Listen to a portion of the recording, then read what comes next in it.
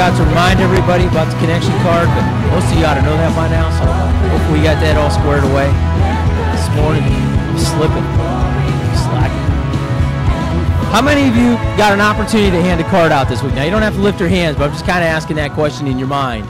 I don't need to raise the hands, but we gave some cards out last week, and if you didn't get them last week, we're going to have those at the end of service again. But there are cards to hand out for Easter. I'm going to start a brand new series. I'm going to talk about people hearing God. One of the questions you get from a non-believer is when they pray, they want to know if God really hears them. They want to know that. They've got questions about that because even non-believers, when they get in a moment of crisis, I find out other times they'll just pray. You even kind of watch that on TV. I mean, you've been watching TV and, all of a sudden there's a crisis and somebody stops and prays. And they may not be a Christian, they just pray. Some of them don't even know who they're praying to, but they just pray. Or they just kind of a general thing to God. But I want to help answer those questions. So that's kind of going, and it's a great lead into Easter because, man, we know who we're praying to. The King of Kings and the Lord of Lords. Jesus was crucified on that cross. So I want to give you something to put in your hand that you can take along. I'm going to talk about that a little bit at the end of service, that you can hand out and ask someone to come to church. Somebody that doesn't go to church, somebody that doesn't know the Lord, be praying. Be praying. I'm going to talk about this at the very end of service because I'm going to give you a pattern to go on, give you a method to use to reach somebody, to talk to somebody, just a little 4-point thing that'll help you connect with someone. Is that all right? Hey, man, you guys with me? Oh, man, I should have been passing out Vivarin on the way in. Everybody's like, oh. All right, I'll try to keep it. I'll keep it moving. I'm going to keep you involved this morning. I'm going to get some amens out of you. But I'm continuing on in Revelation. And I'm going to have this week, I'm going to speak on Revelation. I'm going to finish it up next week. We're going to come to the end of it. So I got a lot of ground to cover, but we can do it. I'm planning on finishing up next week, and it's a great lead into to Palm Sunday, the triumphal return or the triumphal entry into the city. And for me, it's going to be the triumphal return that we're going to talk about next week with the second coming of Christ and couple those together. But it's a terrific lead-in for the Easter celebration that we're going to have. But I want to go in today, and we've kind of come right up through the ranks through Revelations, and we're kind of getting up right up to where the judgments start. And I want to talk about, this would be part 5. Have you ever got in the center of something and it just got thick? Did you ever get in the middle of something and it was more than what you thought it was going to be when you got in the middle of it? If you've had children, you know what I'm talking about, okay? If you've had kids, when you get in raising kids, man, you get in the thick of it. It's a little more than what you thought it was going to be on some things. And I remember just not too long ago, I was watching a thing on TV, and it was about these climbers who climb Mount Everest. Now, anybody ever watch one of them documentaries on TV? Mount Everest, one of the highest peaks in the world, if not the highest, and these guys were preparing to go to this, on this journey up the mountain. And they were professional climbers. They were all training, getting their bodies prepared. And I didn't realize that it is so high that when you get to the upper parts of Mount Everest, literally the lack of oxygen and the tremendous strain that's on your body and the frigid temperatures, it literally begins to kill your body. Your body begins to die. So you have a time period. When you hit certain benchmarks going up that mountain, you have to make it in a certain amount of time to the top, celebrate, descend. If you don't, it'll kill you. And then watch this documentary, and you talk about, the preparation and all the planning, and, it's all calm. And then they're up at the top. They're working their way towards the top. And they set up these little base camps, and they have tents, and they've got radio controls, and they're doing all these things. And these guys have to make this last leg of the journey. And if you get injured, you get in the thick of it up there. I mean, it's slippy, it's dangerous. They're all connected together, brutal conditions. And they're in the thick. And this one guy slips and hurts himself. And he wants to make it to the top, and he won't tell anybody. He broke his hand. Didn't tell any other climbers. And he almost died because he got in the thick of it, and it was so much more than he thought it was going to be.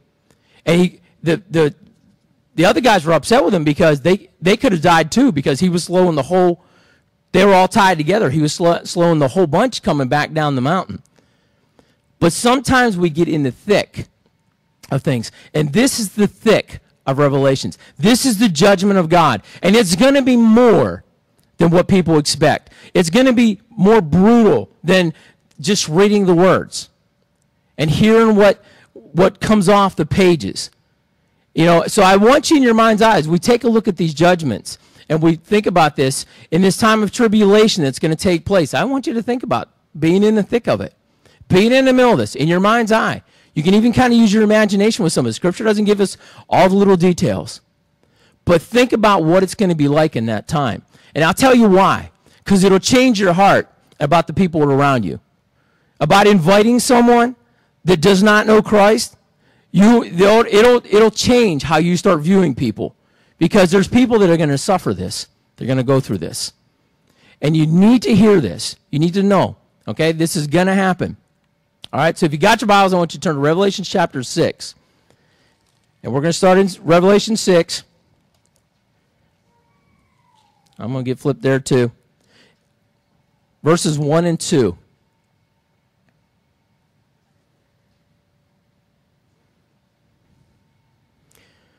Now, I finished up here last week, and we're going to kind of work down through the seals. Now, the scene in heaven. John's in heaven. The scroll. How many remember the scroll? Get some participation here. You guys remember the scroll? The seals on the scroll. And that represented, what John was seeing was the seals were going to be broken. That represented judgment that was coming. There was the things that were going to be unfurled onto the earth. Okay, it's going to happen. So now I saw the Lamb and opened one of the seals, and I heard one of the four living creatures saying with a voice like thunder, "Come and see." And I looked, and behold, a white horse. He who sat on it had a bow and a crown, and was given to him, and he went out conquering and to conquer. Now, I don't know if you remember last week, but who did this represent? The Antichrist, okay? That's what this is talking about. And when he opened the second seal, I heard the second living creature saying, "Come and see." Another horse, fiery red, went out, and it was granted to the one who sat on it to take peace from the earth, and that the people should kill one another, and there was given to him a great sword. And then he opened the third seal, and I heard the living creature say, "Come and see." So I looked, and behold, a black horse, and he who sat on it, a pair of scales in his hand. And I heard a voice in the midst of the four living creatures saying, "A quart of wheat for a denarius, and 3 quarts of barley for a denarius. And do not harm the oil and the wine." Then he opened the fourth seal, and I heard the voice of the fourth living creature saying, "Come and see."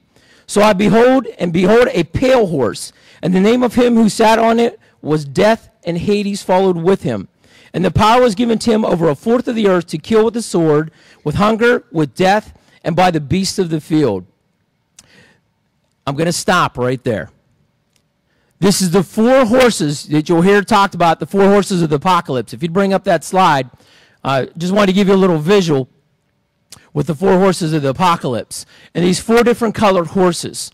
And they represent different things. The first one was the white horse with the white rider. And we talked about the Antichrist, the false Messiah, is going to come into place. The political leader who is going to rise up on the scene.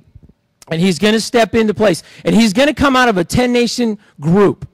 We talked about last week about those 10 horns on the creature. And those represent 10 kingdoms. There's going to be 10 kingdoms. And then the little horn is going to rise. And he's going to lead these 10 nations. They're going to come together. And he is going to rise up as a political leader. Now, you can go into Daniel chapter 8, and I'm not going to go stick there at all, but the Antichrist, it gives some clues in the visions in Daniel chapter 8 of where he comes from.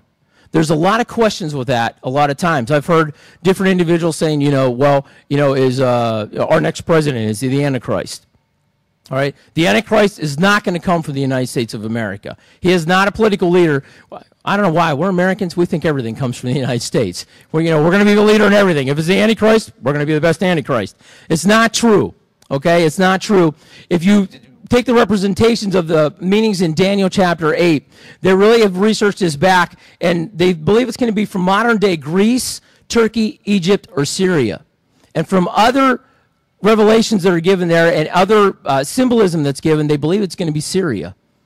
But this nation or this leader is going to rise up. But they believe it's going to be one of those 4 nations that this leader is going to rise up, and he's going to lead a 10-nation, 10-kingdom group and start to come to power. And he's going to have a great power of persuasion. He will be able to speak to the masses. He will be able to convince people of what he's talking about. He will have great powers. He will have supernatural powers. He will literally call fire out of heaven with everybody in plain sight. He will do it. Heard that ever hear that before? Isn't he kind of mimicking something? We've seen that in the Old Testament with the prophets, and in Sodom and Gomorrah, when God called fire out of heaven. But he will literally do some of these things. He is going to be given power by Satan, and he's going to have supernatural power. So he's not just going to be your average political leader. He's going to grab the attention of the world. There's going to be a false trinity. We talked about that last week. He will be an arrogant man, and he will literally rise up to change everything that has to do with God. He is going to fly in the face of people and completely discredit God. He's going to completely discredit the people of God. And he's going to eventually set himself up as God himself. He's going to walk into the temple,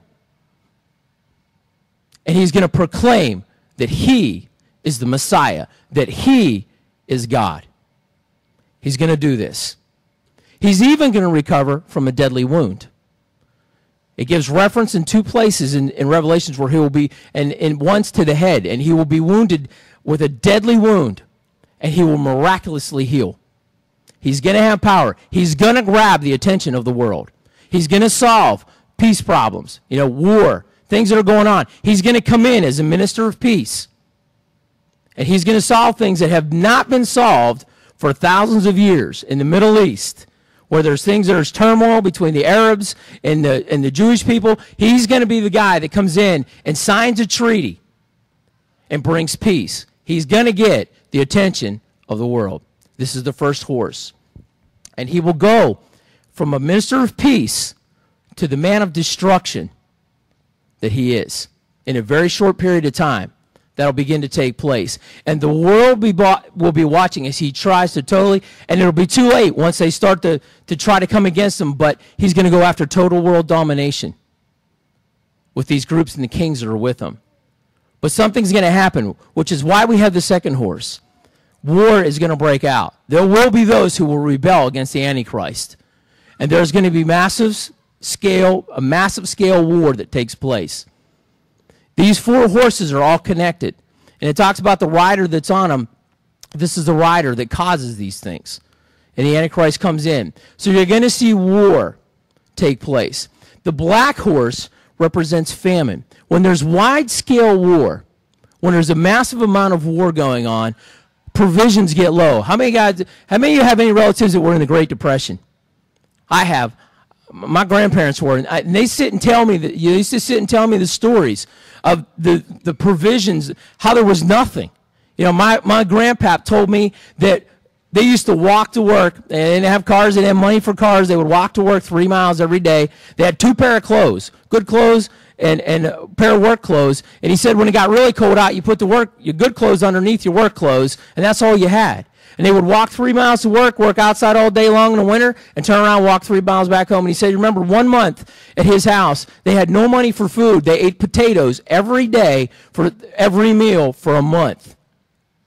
There's going to be massive, wide-scale famine that's going to take place. In parts of the earth, there's going to be a great deal of famine. Years ago, when we were at Wimber, Church of God, I can't even remember how long ago this was, but we had Wimber Church of God. They sponsored a Russian couple to come over from Russia, and Roman and Alla Zuchkin, we got to be friends with them. They spent a couple years with Wimber, and the church took them under their wing and supported them until they could get on their feet. They did tremendous, went to school and educated themselves. But I remember sitting with Roman and Alla talking about Russia when they got to learn the language, and they would talk about going into the grocery stores over there. And, we all go into our grocery stores, and there's everything all over the shelves, and, it's a matter of what you want to pick. It's not if there's something there. And they would talk about the day of the week that you had to get to the grocery store because they brought meat in that day. And when they put the meat out, it would only last for like an hour, and the shelves would be empty. So there was this rush on the grocery store to get meat so you could buy some meat. And sometimes you just didn't get it. And that's what's going to take place in the world. There's going to be famine, and people are going to starve. Now, I know we got famine now, but it's going to be unprecedented, the famine that's going to take place. It's going to happen. It's the black horse. And that's going to bring on the next horse, which is the pale horse.